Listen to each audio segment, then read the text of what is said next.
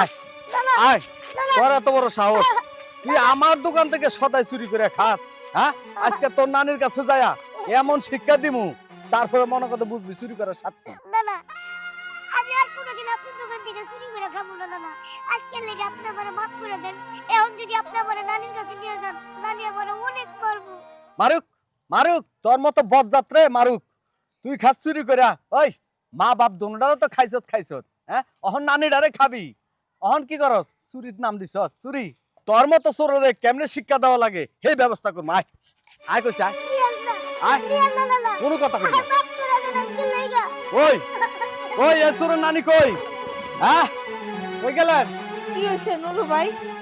আমার নাতির আপনি এমনি করে ধরে নিয়েছেন কেন? কি হয়েছে?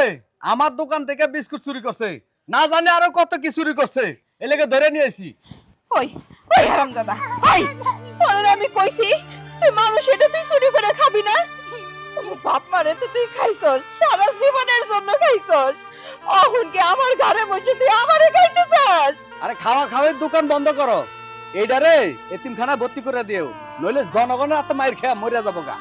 তুমি কি মনে করছো ওরে কি আমি এতিমখানায় দেই নাই? 2-3 বার করে দিয়েছি, কিন্তু এখান থেকে ও পলায়ে চলে আসে। আমি কি করবো কও তো? আমি হলো গা মানুষের বাড়িতে কাম কইরা খাই, নিজের পেটের ভাতই জোগাড় করতে পারি না, অসুস্থ মানুষ। তারপরে আবার এইটারে আমি 3 বেলা কই থেকে খাইতে দেবো কও? এর লেগে পেটের ক্ষুধায় ও জেনে শুনে যায় মানুষের বাড়িতে দোকানে যায় চুরি করে। আমি এটা কেমনে বন্ধ করবো? আমার একটু কইতে পারো? ওরে নিয়ে যে তো তুমি এত জ্বালা যন্ত্রণায় আছো, ওর যে দুটা ফুবু আছে, ওই ফুবুর কাছে দিয়াইতে পারো না? তাহলে ওইখানে ওরা জ্বালা যন্ত্রণা সহ্য করবো, তুমি এত জ্বালা যন্ত্রণা সহ্য করো কে? অনুরু ভাই, তুমি কথাটা তো ঠিকই কইছো।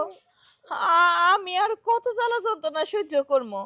যখন তখন আমার শরীরের যে অবস্থা, আমি মরে যাইতে পারি, তখন ওরে দেখবো কেডা? আমি আজকেই যাবো ওর ফুপুকো কাছে, ওরে আমি দিয়ামো। আমি আর এই যন্ত্রণা সহ্য করতে পারবো না। হ্যাঁ, আমার দোকানে আশেপাশে যদি তোরে দেখি, তাহলে তোরে একবার পাড়ায় মাইরালামু, বজ্জাত কনকার। হই, তুই আর কত জ্বালাবি আমারে? এই যে 2 দিন পর পর মানুষে যে বাড়ির উপরে বিছান নিয়ে আহে, আমার কি সব ভাল লাগে? চল আজকে আমি তোর পুকুর বাড়িতে নিয়ে যাব, চল আমার লগে আয়, আয় আমার সাথে। বাজান কেমন আছো? আছি ভালো, আপনি কেমন আছেন? আমার কথা আমি আর ভালো থাকবার পারি? এই যে দেখো না, এর জন্য আমার আর ভালো থাকার উপায় নাই রে বাজান। কেন, কি হয়েছে? কি হয় নাই সেই কথাটা কও বাজান। আমার মাইয়াটা মইরা গেল, সাথে ওর বাপটাও গাড়ি অ্যাক্সিডেন্টে মইরা গেল, আর আমার ঘাড়ের উপরে ঝুলাই দিয়ে গেল এই নাতিটারে। আমি নিজেও অসুস্থ, ঠিক মতন আমি নিজেই চলতে ফিরতে পারি না, ওরে আমি পেটটা ভরে খাইতেও দিতে পারি না। এর লেগা 2 দিন পর পর ও মানুষের বাড়িতে দোকানে চুরি করে, চুরি করে ধরা পড়লে মানুষ যে কি মারে রে বাজার, আমি আর সহ্য করতে পারি না।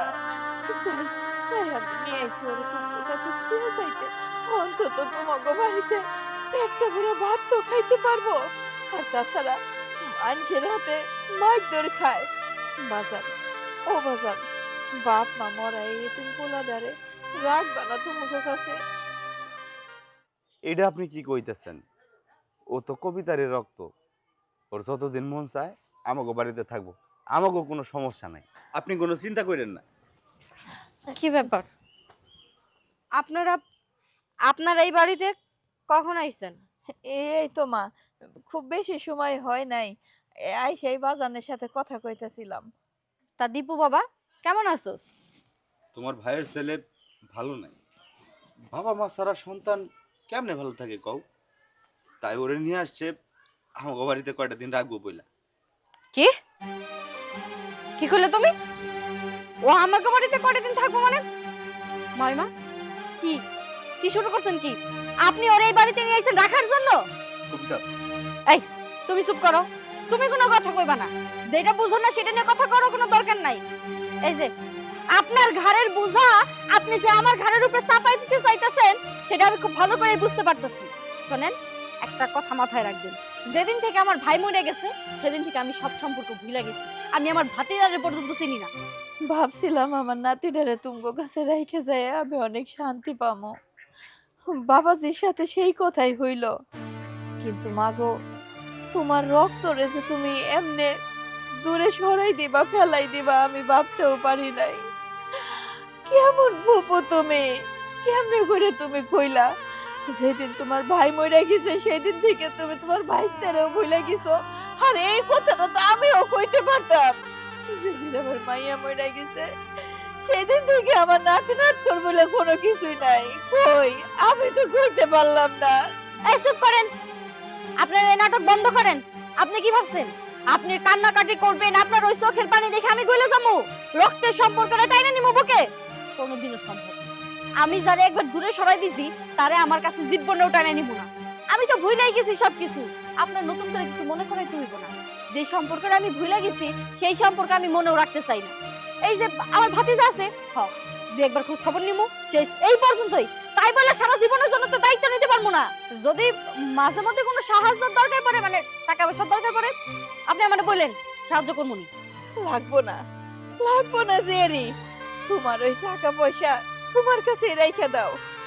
যদি দরকার পড়ে আমি রাস্তায় থেকে ভিক্ষা করে নিয়ে এসে হইলেও আমার নাতির খাওয়াবো পরামো, তাও তোমাকে টাকা আমার লাগবো না। চল দাদা চল। কবিতা, এই তুমি এটা কি করলে? চুপ করো, কোনো কথা কইবা না। আসো, আজকের পর থেকে আমার বাড়ির কেউ যদি এই বাড়িতে আহে আগেই মাতবুরি করে কোনো কথা কইতে যাবা না। আমার যেটা ভালো মনে হইব আমি সেটাই করবো।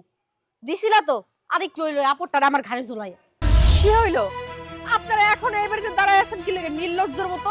লজ্জা শরম কি একদম ধুয়ে খাইয়ে ফেলছেন নাকি? শোনেন, আমি এক কথা বারবার কইতে পারবো না। আমার ভাই যেহেতু মারা গেছে তাহলে তার ছেলে সন্তানের প্রতি আমাদের কোনো দায়িত্ব নেই, মায়া মহব্বত বলতে কোনো কিছু নাই। শোনেন, এই বাড়িতে ওরা আমরা কিছুতেই রাখতে পারবো না। আপদ বিদায় করেন, এইখান থেকে নিয়ে যান। নিশি,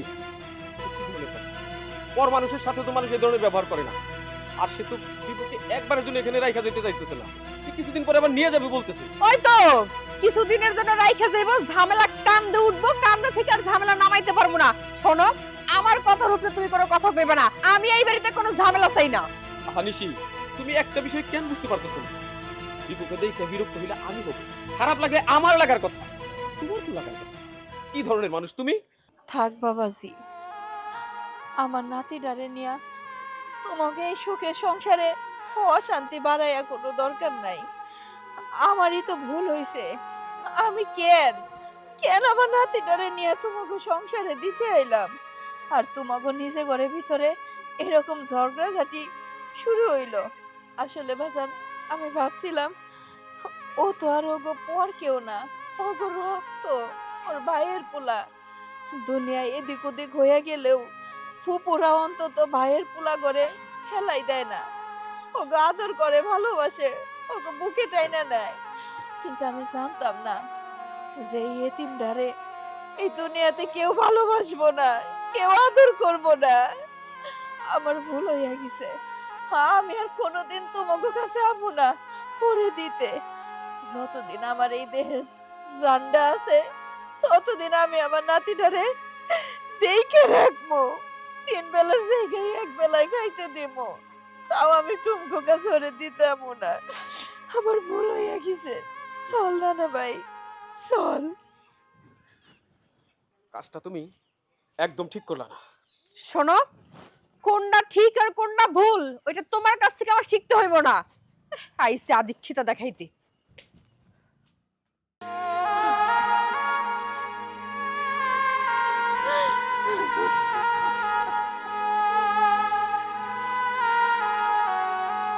নানি, আমি বুঝতে পারছি আমার মতো এতিমের সেই দুনিয়াতে তুমি ছাড়া কেউ নাই।